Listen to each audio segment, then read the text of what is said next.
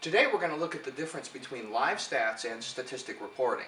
Live stats is a snapshot of what's happening right this second, and statistic reporting is a look at what happened yesterday.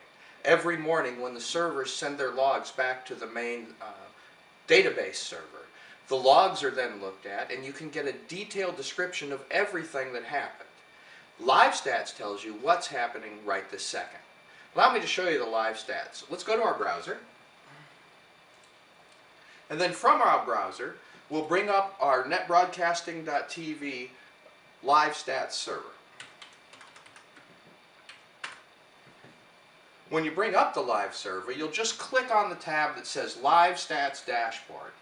And we'll give you a close look at this here now.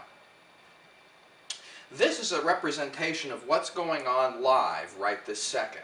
As you can see, this client is having a live event right now and has around 1,000 people on. There is also a graph next to the live stats number, which gives you a running show of what's happening on there. By this graph, it's easy to see when they turned on the live stream. This is also a great place to troubleshoot. If you notice large jumps in numbers up and down, well then it's time to perhaps call support. The second type of streaming that's done on the live stats is your on-demand streaming. And by on-demand, I mean a pre-recorded item that is placed on the server and then is played. The on-demand numbers will usually be lower than the live streaming numbers, but it's very interesting to look at to see how many people are watching your files at any given moment. It's also a really great tool to see what types of promotion work.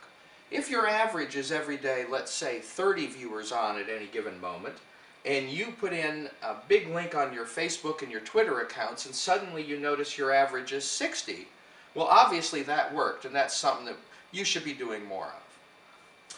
Well, that's it for live stats. Next time we're going to be talking about statistic reporting, and we do that with a program called Sawmill.